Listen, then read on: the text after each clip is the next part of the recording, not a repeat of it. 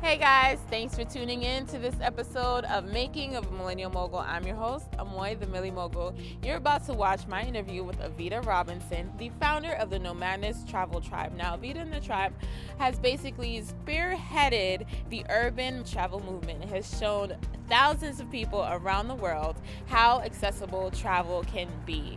But I'm going to let you guys in on a little secret though. I actually shot this interview a year ago, but I'm not sorry for posting it a year later. I don't really have a big excuse. Basically, life happens. But I'm not sorry because you know what? I've become not only a better producer and a better host, but also a better editor. And so, there you go.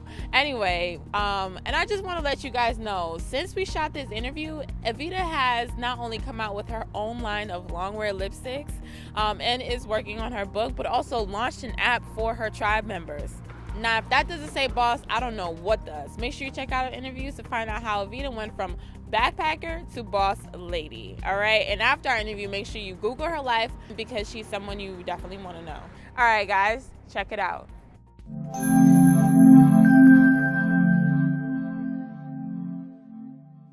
So, Evita, tell us a little bit more of what NoMadness Travel Tribe is. Right now, we're an online social media group, but really an international world community. We call ourselves Family by Choice. We're just over 13,000 members worldwide, and everything from the online community is kind of bred offline with our meetups, our NoMadness trips, things of the like. We're actually pivoting to large-scale events in 2017, so there's a lot of tentacles that make up what NoMadness is. Okay, can you tell us a little bit about how it got started? Because it's a very unique concept. How did it come about? It was really from me being an expat and living abroad. I was in my 20s and I had been backpacking a large part of that decade of my life. And while I was actually living in Japan, I had created a web series and was looking for a name for it and ended up coming up with NoMadness after a Skype conversation actually with a friend of mine in DC. And that ended up being the name of the brand that kind of was chopped and screwed into other parts of what we do. But the tribe itself came about after me living in not just Japan, but also in Chiang Mai, Thailand for a while. Coming back with dengue fever, like travel withdrawal, reverse culture shock, all these things that I had never experienced before that time. And I really wanted to find a community that I felt like I could be a part of. One that related to me, one that looked like me, had the same type of lifestyle as me, and I couldn't really find it. So I always say in the entrepreneurial spirit that I have, if I can't find it, I create it. And so NoMadness started with 100 people, and now 5 years later, we're over 13,000. So can you tell me about those tentacles that you mentioned, like the different branches of NoMadness and how it all kind of works together as a brand? Can you expound on that? There's quite a few. So we have our merchandise line at nomadnessmerch.com, which is really cool. You have to have a certain type of just like travel almost attitude to wear some of our stuff. Our best-selling shirt says, "I have more passport stamps than you." We have another one that was really popular, "TSA knows my body better than you." It's just like these really kitschy kind of like, in your face, things that make people want to be like, where did you get that? Like, who is NoMadness? Like, what is this?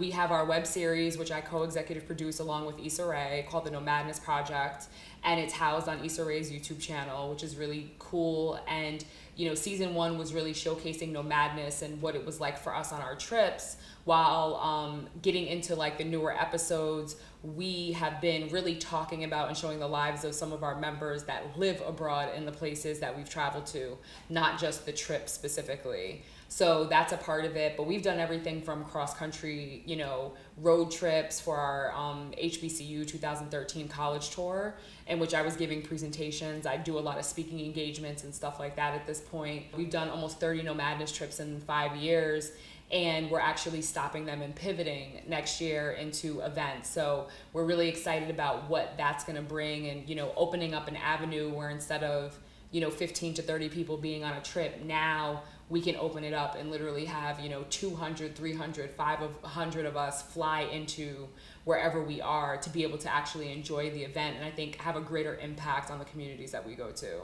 So you talked about how this got started, and I really want to go back to those beginning stages of like when you were traveling as an expat, living abroad, and when you decided to form this community and basically create the opportunity, right? Can you tell me about when you saw that this could be a legitimate business, and tell me a little bit more about that and your transition into that? Yeah, they're all kind of like separate spaces that I was in. So the whole expat, I lived in Paris, France after college.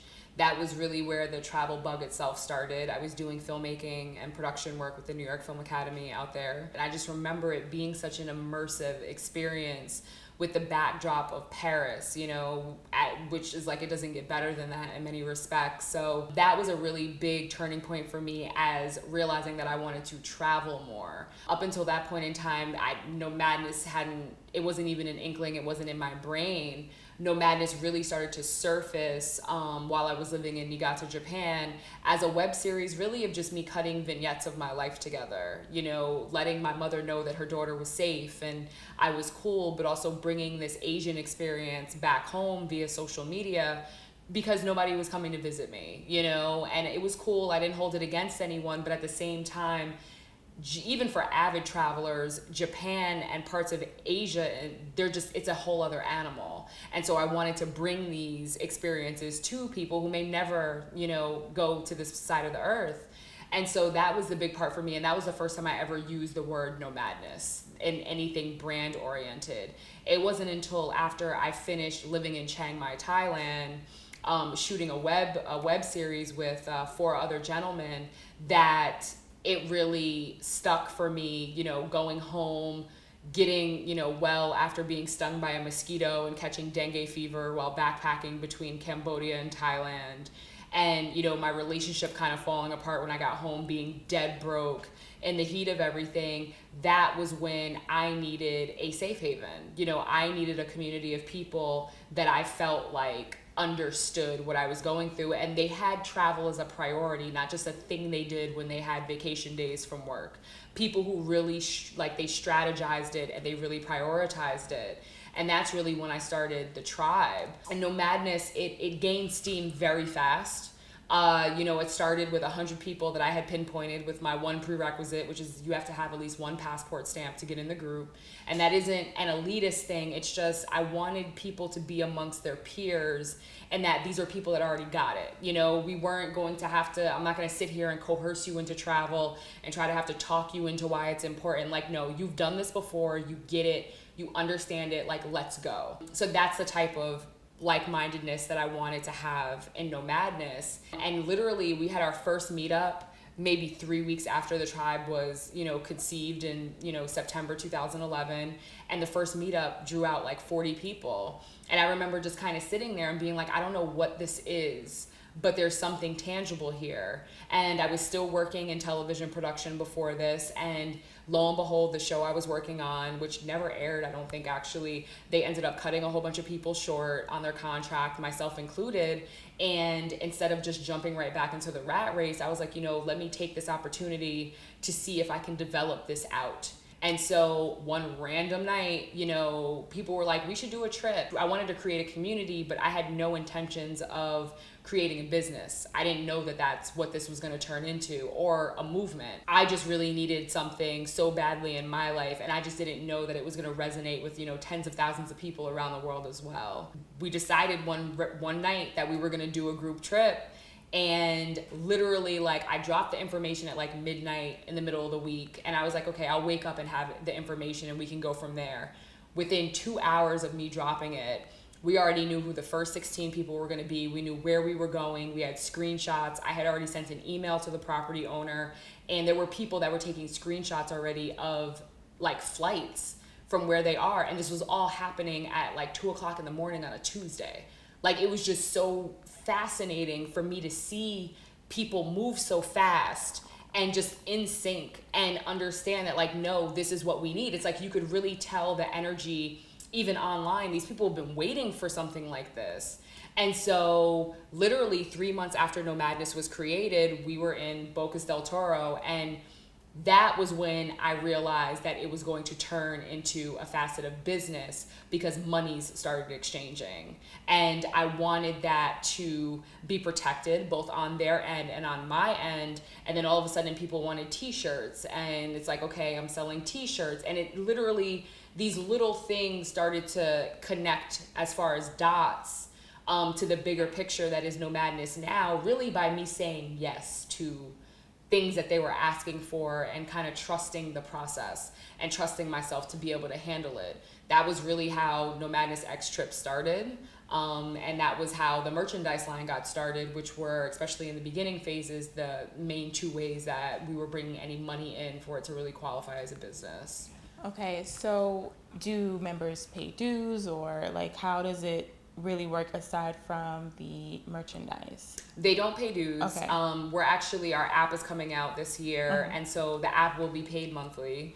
And it'll give you access to the community. You know, we have a vetting system. To get into NoMadness right now, you have to go to nomadnesstv.com, click on Newbie Bootcamp, and actually take the Newbie Bootcamp quiz after watching a YouTube video. And that really right now is the biggest barrier of entry, you know, into NoMadness. But with us coming out with the app, especially the first couple features, you know, it's going to open up a lot. And for people who weren't able to get in or want to be involved, want to find members where they are, both, you know, being a member now and not, but wanting to, there's going to be a little something for everyone with that. It sounds like things happened really quickly. Why do you think NoMadness was such a runaway success? I think the people. I think the fact that it was something that was tangible to them. We live in such a very like social media, you know, tech savvy-ish, you know, arena where things are moving at the speed of light and everything is online. And NoMadness created a home that bred actual connection,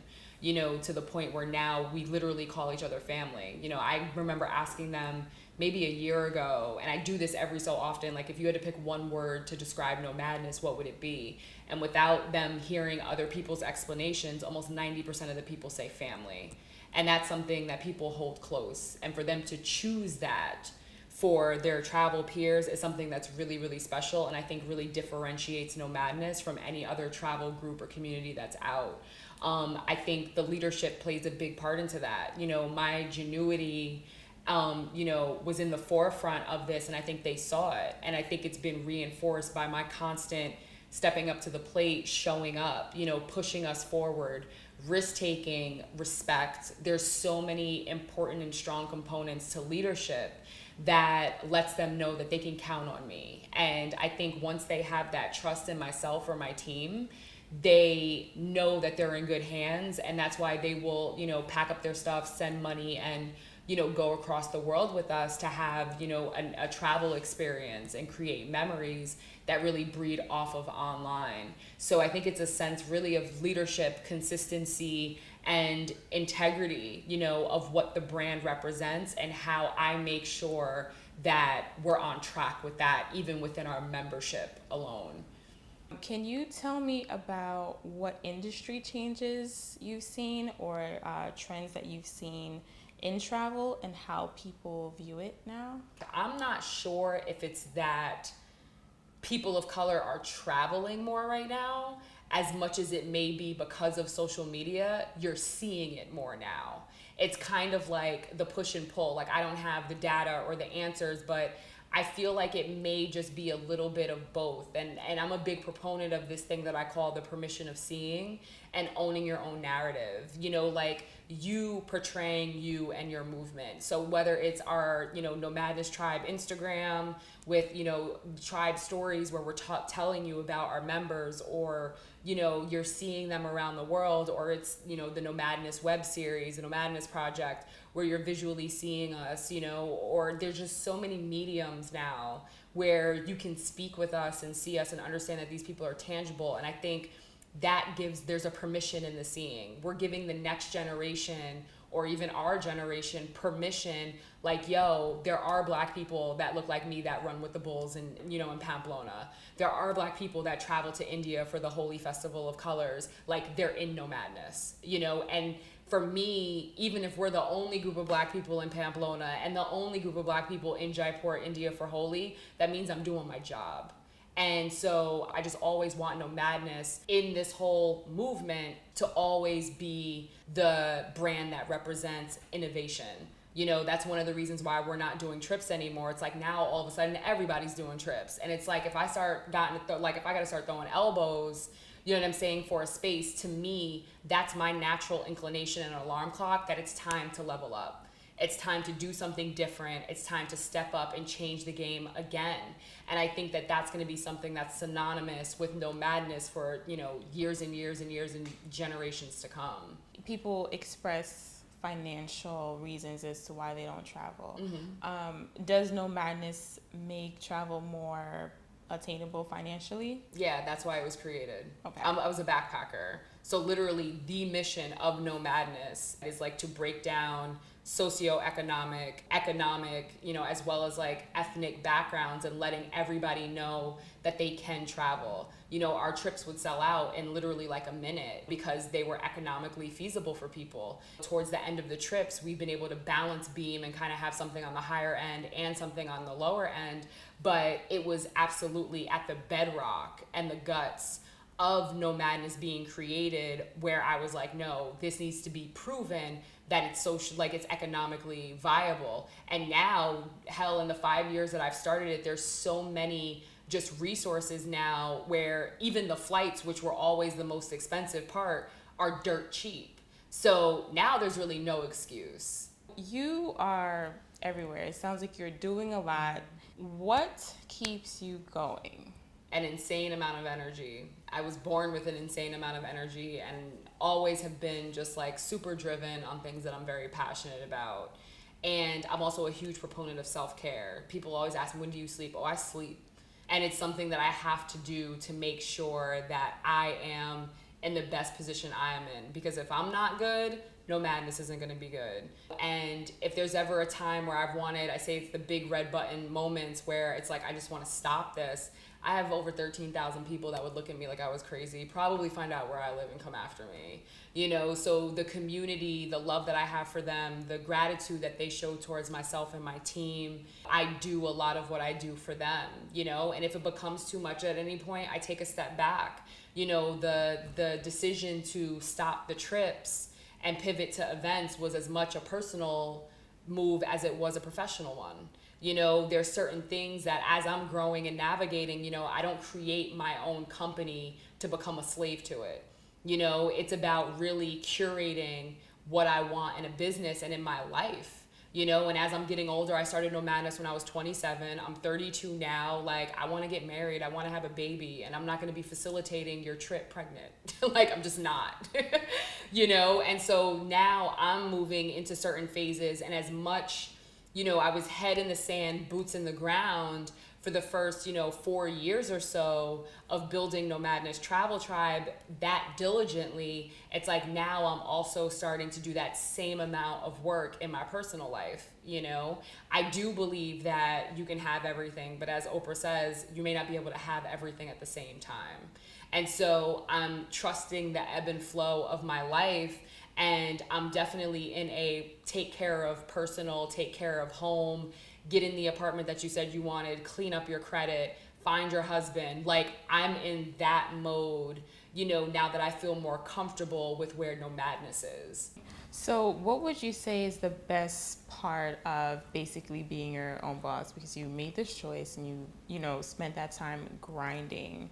What is the best part of having your own business? The best part of being your own boss is also the same thing that I revere the most.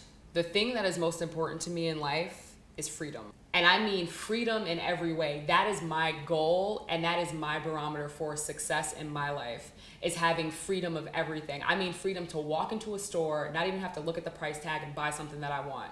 Freedom to pop up, get on a plane, go anywhere I want. To have financial freedom, relationship freedom, that is what I cherish.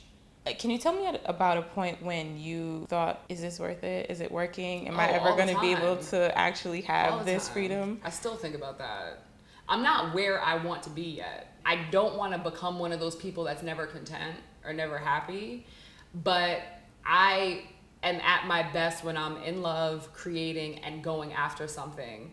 when I have a goal, it's like the fierceness of 1,000 warriors, like nothing. That's when my selfish Aries gene comes out. It's not that I'm selfish and that I take things for me. It's selfish as in, no, I'm gonna get to point B. And any roadblocks, including you, are gonna get out the way, whether you know it or not. Or you're gonna get ran the fuck over. Like, that's just how it's gonna happen. And so for me, those are when I'm really like at my best. But there's always, you always question if it's worth it. You question if like the next move is gonna work. You know, us pivoting away from trips that we've been known for 5 years, been written about in all these magazines, for me to be like, yo, we're done. Like, what? You know, and I know that threw a lot of people for a loop, which is exactly part of what I wanted. Don't ever get comfortable thinking you know what my next move is, because you don't. Sometimes I don't know what my next move is, you know, and it's just like going with the flow, and I trust my intuition. I am very much my community. So I trust even my rash decisions more than I think other people would, because I know I am this. People ask me, you know, what does a average NoMadness tribe member look like? You're talking to her, you know, largely female, largely African American, lives in a metropolitan city, worldly, has a degree, no kids, single. Like, you know what I'm saying? Like, I'm literally my demo. So with that, there are definitely times where you question if it's worth it. And I think that's all gonna come. It's just gonna change. You know, I think it's gonna change again in a big way when I become a mother, you know, because then I'm gonna be thinking, you know, this is right now, NoMadness is my baby, you know, and when I have an actual baby, you know, that's why I'm getting all my ducks in a row now, so that I'm ready for that. NoMadness is very unique, as it is fluid and it's changing. It is something where you, I think, can take those risks, because you didn't know what it was going to be when you started it. Right. So why not have it be something else? Can you tell us about where it's going? Yeah, NoMadness is definitely growing in size, and the shift to the events, I think, is gonna breed some amazing partnerships internationally, partnerships that I probably don't even see in my vision right now, which I think is going to be amazing. It's also going to allow us the opportunity to grow regionally the way I want to. Yes, we're 13,000 plus, but about 90% of that population are based in the United States. I really want us to grow outside of it, and almost have to like check ourselves when we say like abroad, because now abroad could really mean any of our members that's abroad coming even to live in the US. So that's something that's definitely big. I'm finishing my memoir, which is amazing. And I've always, since a kid, one of my biggest dreams, I was always in a book. I could read a book in a day, and always writing. Like, that's something that's really core to me. You know, one of my personal goals mixed in with the business. Our app is going to be finished this year, which is awesome. I can't wait to release that. And like our digital products, again, just helping travel become more realistic for more people. You know, I did this right outside of college, and I think like, damn, what if NoMadness was around when I was in college? It would have been a wrap. You know, I would have did the same thing I did, because that's what brought me to this path, but I as well as my parents would have felt safer, because there's a community and a network, you know, where if something happened, they know that I'd be taken care of. So in the immediacy, you know, I think the digital products, and on a personal note, my book, I'm really looking forward to given the story, you know, that has shaped my life, so that people can learn, you know, about me from even before NoMadness. Wow. So where can people learn more about NoMadness and yourself after watching this interview? Well, if you want to join, which is one of the things that I get asked all the time, you can go to nomadnesstv.com and click on Newbie Bootcamp. That is your entryway into the tribe. But our social media accounts across the board are consistent. It's at NoMadness Tribe, and personally, mine are all at Evie Robbie. Oh, thank you. I want to thank you so much for sitting with me and taking the time to share your story with our viewers. Thank you guys for watching, and we'll see you next time.